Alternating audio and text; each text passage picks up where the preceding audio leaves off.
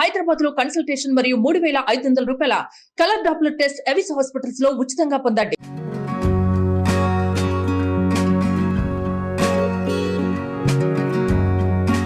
Suman TV ప్రేక్షకులందరికీ దసరా పండగ శుభాకాంక్షలు. అమ్మవారి నైవేద్యాలలో పులుసు అన్నం, దాన్ని కదంబ అంటాం, కదంబ సాదంగా చెప్తారు. పులుసు అన్నం ఒట్టిగా సాంబార్ చేసి పులుసు ఏదైనా ముక్కలు పులుసు చేసి అందులో అన్నం కలిపేయటం.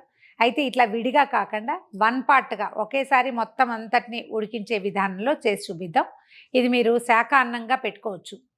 నవమి నాడు కాళికకి నివేదనగా చేయొచ్చు, లేదా విజయదశమి నాడు అమ్మవారికి ఏదైనా తీపి పదార్థంతో కలిపి రెండో పదార్థంగా ఈ కదంబ సాదాన్ని నివేదన చేయొచ్చు. చాలా బాగుంటుందండి. శాఖ అన్నము మంచి రుచిగా ఉంటుంది. కొంచెం చింతపులుసు కలుపుతామన్నమాట. చేసి చూద్దాం. నేను కుక్కర్లోనే చేస్తానండి, విడిగా కూడా చేసుకోవచ్చు. ఆ పెద్ద పాత్ర పెట్టుకుని దాన్ని చూసుకుంటూ చేసుకోవాలి. అలవాటు ఉన్న వాళ్ళు అట్లా చేయొచ్చు. ఇందులో ఏంటంటే మొదట ఒక కప్పు బియ్యము, ఒక అరకప్పుకి తక్కువ, పావు కప్పుకి ఎక్కువ కందిపప్పు, ఈ రెండింటిని శుభ్రంగా కడిగి పక్కన పెట్టండి. బియ్యం నానుతూ ఉంటాయి, కందిపప్పు నానితే బాగా ఉడుకుతుంది. దీనికి పర్టికులర్గా సాంబార్ పొడి కావాలండి. ఇందులో మనం ఉల్లి వెల్లుల్లి ఏం వేయం, సాంబార్ పొడి అని పేరు పెట్టాం కానీ అందులో ఎటువంటి మసాలా దినుసులు ఉండవు. కేవలం ధనియాలు, మిరియాలు, జీలకర్ర, కందిపప్పు, శనగపప్పు, మినపప్పు, తర్వాత కొంచెం బియ్యము, ఎండుమిర్చి వేసి సాంబార్ పొడి కొట్టి పెట్టుకోండి. మనం పండగలకు చేసేటప్పుడు డబ్బాలో నుంచి తీసి వేయకుండా అప్పటికప్పుడు సాంబార్ పొడి కొట్టి వేస్తే ఫ్రెష్గా బాగుంటుందండి. నిలవ ఉన్నది కాకుండా బాగుంటుంది. వీడియోస్లో ఉంది, చెక్ చేయండి, కనిపిస్తుంది. నేను ఇప్పుడే చేసి పక్కన పెట్టాను. మంచి గుమగుమలాడి స్టూడియో అంతా వాసన వస్తుంది. అయితే స్టవ్ వెలిగించండి. మొదట దీనికి ఈ పదార్థం మనం చేయబోయే ఈ కప్పున్నర రైస్కి ఆ మాత్రం నిమ్మకాయ అంత చింతపండు పడుతుంది. చింతపండు నానబెట్టి పక్కన పెట్టుకొని రసం తీసుకోండి. ఇప్పుడు కప్పున్నర పెట్టుకున్నాం కదా, ఒక 4-5 కప్పుల చింతపండు నీళ్లు కావాల్సి వస్తాయి. కొన్ని నీళ్లు కుక్కర్లో పోసేస్తున్నాను నేను. దీంట్లో ఏంటంటే మనం రకరకాల కూర ముక్కలు వేసుకోవచ్చండి. కాకరకాయ, ముల్లంగి తప్ప మిగిలినవన్నీ వేసుకోవచ్చు. వంకాయ, బెండకాయ, వంకాయ వేసుకోవచ్చు. బెండకాయ కొంచెం జిగురు వస్తుంది, కొంతమంది ఇష్టపడరు. మన దగ్గర ఉన్న ముక్కలు ఏంటంటే ఇప్పుడు గుమ్మడికాయ ముక్కలు ఉన్నాయి, వేసేద్దాం. ఇందులో ఉడికిపోతాయి. తర్వాత ఏమో దీంట్లో స్పెషల్ తప్పకుండా వేయవలసిన ముక్కలో అరటికాయ ఒకటి చాలా బాగుంటుంది. పచ్చి అరటికాయ ఒక హాఫ్ అరటికాయ వేస్తే చాలు. క్యారెట్లు వేసుకోవచ్చు. కొంచెం పెద్ద ముక్కలే తరగచ్చండి. చిట్టి ముక్కలు చేస్తే ఏమవుతుంది, మొత్తం అంతా పేసం అయిపోయి కలిసిపోతుంది. కాస్త పెద్ద ముక్క ఉంటేనే, మనం ఇది కుక్కర్లో వేసినాం కదా, ముక్కలు బాగా చక్కగా ఉంటాయి. తర్వాత ఇగో సొరకాయ లేదా ఆనపకాయ ముక్కలు. దీంట్లో స్పెషల్ చాలా బాగుండేది ఈ మన చేమదుంపలండి. బంగాళదుంప కూడా వేసుకోవచ్చు మనకు కావాలనుకుంటే. ఒక చిన్నవి 3-4 చేమదుంపల ముక్కలు వేసాను. చేమదుంపకి శుభ్రంగా చెక్కు తీసి కడిగేసి నలుపులేవి రాకుండా అంతంత ముక్కలు తరిగి పెట్టుకోవాలి. బీన్స్ కానీ చిక్కుళ్ళు కానీ చాలా బాగుంటాయండి.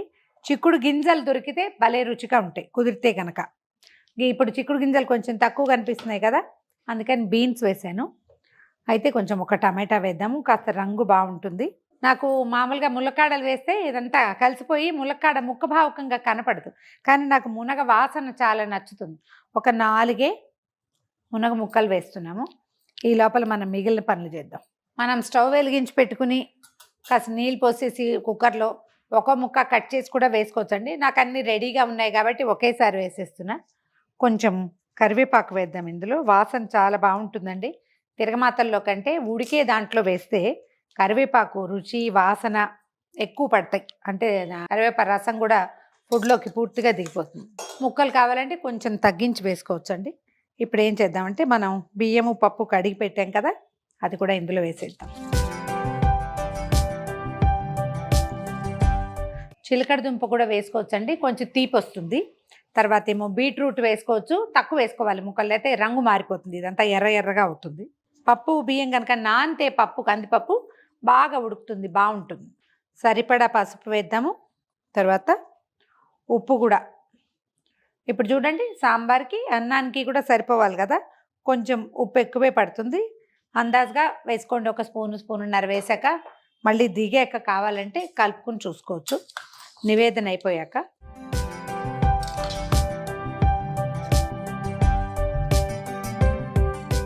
ఫ్రెష్గా ఇప్పుడే కొట్టి పెట్టుకున్న సాంబార్ పొడి, పులుసు పొడి అని చెప్తాం కదా, మిరపకాయలు ఎర్రగా ఉంటే బాగా ఆ రంగు వస్తుందండి, ఎరుపు. కొంచెం మిరపకాయలు సుమారైన రంగులో ఉంటే కాస్త కలర్ తక్కువ వస్తుంది. సాంబార్ పొడి వేసేసాము.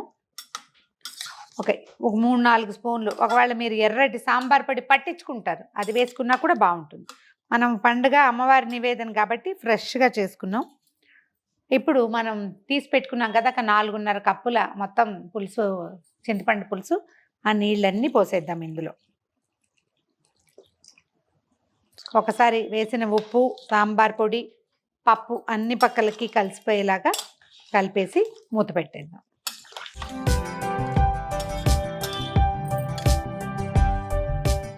కుక్కర్ మూత పెట్టేద్దాము. మనం విడిగా ఉడికించేటట్టయితే కనుక కాస్త సుమారుగా కొంచెం ఓరగా మూత పెట్టి తాపీగా ఉడకనివ్వాలి. ఎంత నిదానంగా ఉడికితే అంత బాగుంటుందండి. ఇప్పుడు పులుసు ఇంకా వేడిగా లేదు, ఇదంతా వేడెక్కి కొత్తలాడి స్టీమ్ రావడానికి టైం పడుతుంది. ఈ టైంలో మనం ఒక 10 నిమిషాలు 12 నిమిషాలు పడుతుంది మొత్తానికి. కుక్కర్ 3 విజిల్స్ వచ్చాక స్టవ్ ఆపేసి తర్వాత దింపాక తాలింపు వేసుకో. కుక్కర్ 3 విజిల్స్ వచ్చాక దింపేసి చల్లారిపోయాక మనం పైన తాలింపు వేసుకుందాం. అందులో మనం తిరగమాత అన్ని రకాల దినుసులు వేసుకుని జీడిపప్పులు, కొత్తిమీర అవన్నీ కూడా చివరికి వేసుకోవచ్చు. మూత తీసి చూద్దామండి మన కదంపం ఎలా ఉందో. ఎక్సలెంట్గా కనిపిస్తాం. ఒకసారి మొత్తం పైకి కిందకి కదుపుతాము.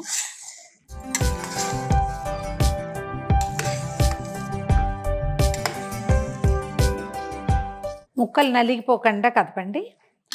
ఒకసారి మొత్తం కదిపేసి చిన్న తాలింపు పెట్టుకుందాము. నెయ్యి పెట్టాను మూకుడులో. ఒక 3-4 స్పూన్ల నెయ్యి వేస్తే బాగుంటుంది వాసన. అంటే ఇది పులుసు అన్నం కదా, పప్పు కూడా ఉండటంతో నెయ్యి పడితే ఎక్కువ రుచిగా ఉంటుంది. కొద్దిగా మెంతులు, చాలా కొంచెం చాలు. ఒక చిన్న స్పూను ఆవాలు చిటపటలాడంగానే కొంచెం మినపప్పు, ఒక 2 ఎండుమిర్చి. స్టవ్ ఆపేద్దాము. జీడిపప్పులు వేసుకుంటే బాగుంటుందండి. కొద్దిగా ఒక చిటికెడు ఇంగువ, పులుసుకి ఇంగువ రుచి కదా, వేసేద్దాం ఇందులో.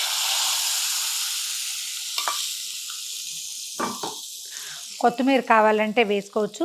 ఈ తాలింపు మీరు కుక్కర్ మూత పెట్టే ముందు వేసినా కూడా బాగానే ఉంటుంది. పైన వేస్తే ఒక కొత్త వాసన అన్నమాట, అంతే.